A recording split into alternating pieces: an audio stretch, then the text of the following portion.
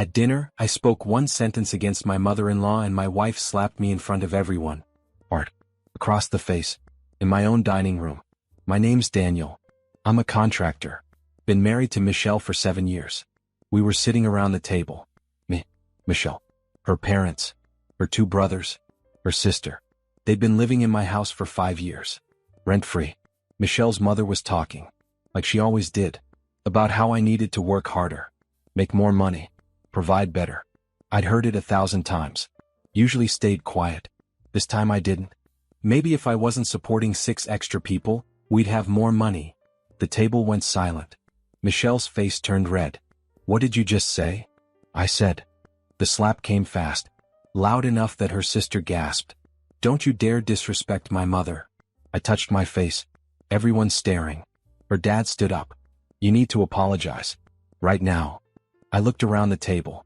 At the people living in my house. Eating my food. Using my water and electricity. Not one of them worked. Not one of them contributed anything. No. Michelle stood up. Excuse me? I pushed my chair back. Stood slowly. I'm done. Walked upstairs. Grabbed a duffel bag. Threw in clothes. Toiletries. My laptop. Came back down. Everyone's still at the table. I looked at Michelle. I'll be back tomorrow. Then I walked out the front door. And made one phone call that changed everything. Met Michelle 8 years ago at a church barbecue. She was sweet. Caring. Family-oriented. That last part should have been a warning. We got married a year later. Small ceremony. Her whole family there. 2 years into the marriage, her dad lost his job. Construction company went under. Can they stay with us? Just until he finds something new. I said yes. Thought it would be a few months. That was 5 years ago. Her parents moved into the guest room. Her younger brother took the basement. Her sister and other brother crashed in the den we'd converted to a 2nd bedroom. 5 people. In my 3-bedroom house. The house I'd bought before we got married. My name on the deed. My mortgage. Michelle didn't work. Said someone needed to be home to help her mother. She had health issues. Never specified what kind. So I worked. 60-hour weeks. Construction jobs. Renovations. Whatever paid. Came home exhausted to a full house. No privacy. No peace. Her family treated the place like a hotel. Ate my food. Left messes. Complained when things weren't up to their standards. I kept quiet. Kept the peace. Michelle always took their side. Their family. We help family. But they never helped me. Never contributed. Never even said thank you. Now I was sitting in my truck outside a Marriott. Phone in my hand. I made the call I should have made years ago. My lawyer. Steve Patterson. Steve. It's Daniel. I need to file for divorce. Tonight. Steve met me at his office at 9 p.m. He owed me a favor. I'd renovated his kitchen last year at cost. What happened? I told him everything. The slap. The disrespect. 5 years of freeloading. He listened. Took notes. The house is in your name only? Yes. Bought it 2 years before we married. Any joint accounts? 1. Checking. Maybe $3,000 in it. Assets purchased during the marriage? Nothing major. Furniture maybe. He leaned back. Daniel, you've got a clean separation here. House is yours. No kids. Minimal shared assets. How fast can we move? I can file tomorrow morning. But here's what I'm concerned about. The family living there. Legally they're tenants now. Even without a lease. What does that mean? Means you can't just kick them out. You need to give them notice. 30 days in this state. My jaw tightened. 30 days. Unless they leave voluntarily. They won't. Steve thought for a moment. There might be another way. If the house is in your name only and they're not paying rent and you're filing for divorce, you could shut off utilities. Make it uncomfortable. Is that legal? It's your house. Your bills.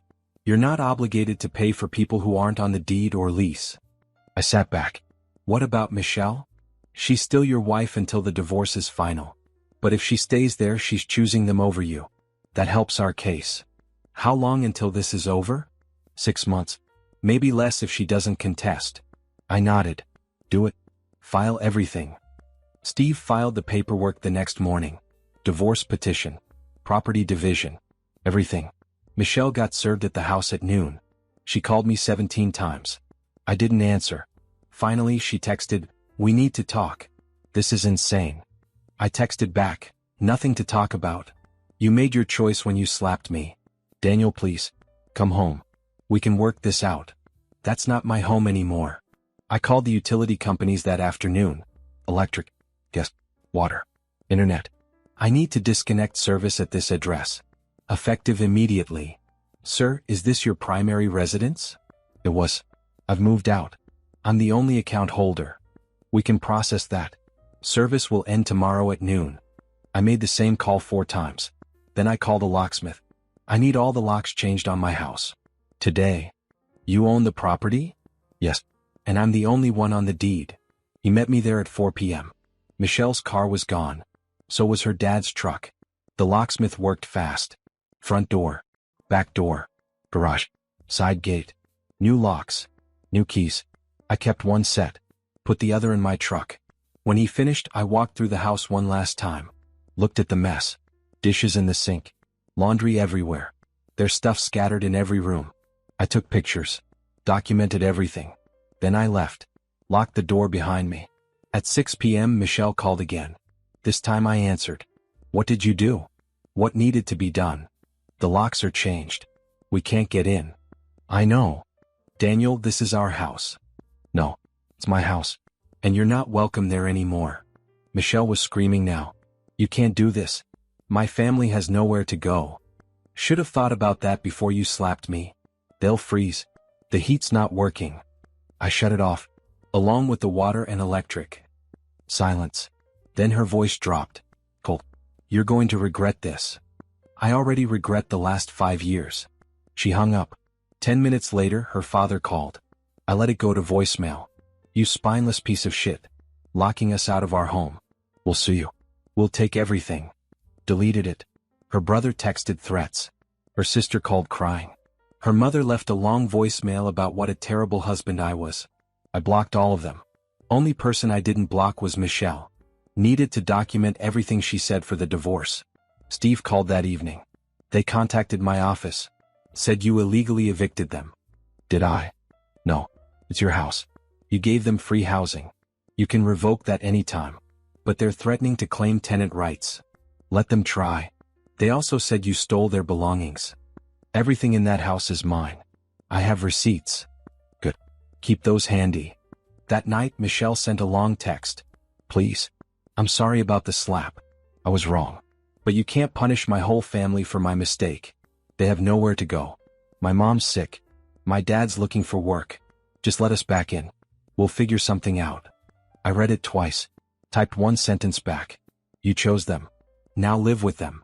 She didn't respond. The next morning I drove past the house.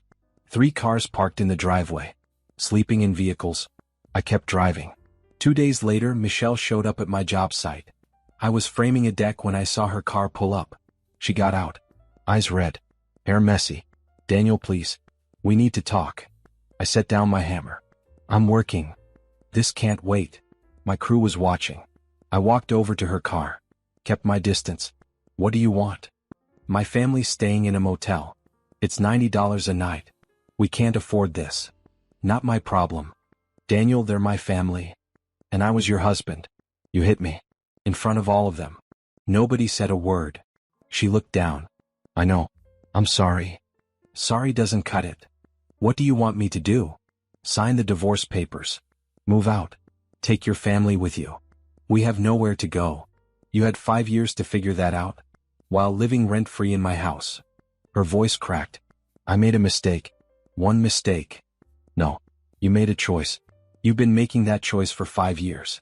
Picking them over me. Every single time. That's not fair. What's not fair is working myself to death for people who don't respect me. She wiped her eyes. If I sign the papers, will you let us back in? Just for a month? So we can find a place. I looked at her. Really looked at her. 5 years. 5 years of being treated like an ATM. No. Daniel? The answer's no. The house stays locked. You stay out. That's final. She started crying harder. Please. My mom. Your mom should have raised you better. I walked back to my crew. Didn't look back. Michelle's family tried everything over the next 2 weeks. Her dad showed up at my job site. Security had to escort him out after he started yelling. Her brother posted on Facebook calling me abusive. Said I threw a disabled woman and her family onto the streets. It went semi-viral in our town. I got messages from people I barely knew. But then my friends started responding. People who'd seen me supporting that family for years. Who knew the truth. The narrative shifted. One of my crew members posted, "Daniel fed that family for 5 years while they sat on their asses. He's the kindest guy I know. They're lucky he didn't charge them back rent."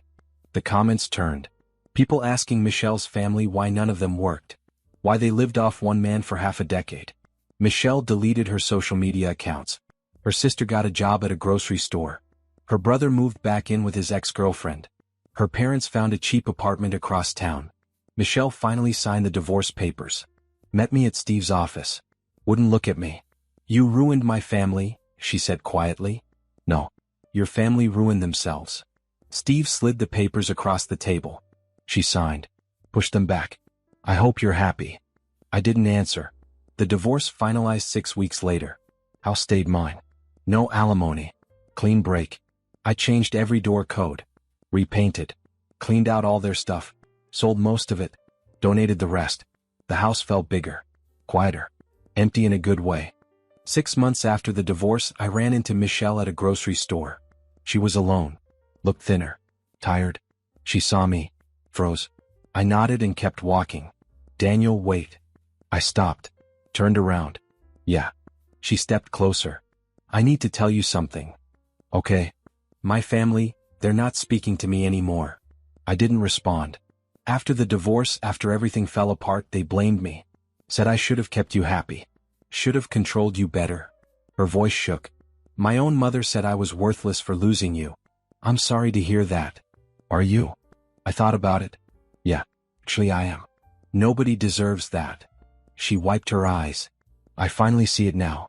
What they were. What I let them turn me into. Took you long enough." "I know." She looked at me. "For what it's worth, you were right. About all of it. I chose them over you every time. And I'm sorry." I nodded. "Appreciate you saying that. Does it change anything?" "No." She smiled sadly. "Didn't think so." I started to walk away. "Daniel?" I turned back. "Are you happy now?" I thought about my quiet house. My peaceful mornings. Nobody demanding anything from me. "Yeah, I am." "Good. You deserve it." I watched her walk to her car. Part of me felt bad for her. But most of me just felt free. I went home that night. Sat on my porch. Drank a beer in silence. My house. My peace. My life. Nobody to answer to but myself. And for the first time in 7 years, that felt exactly right.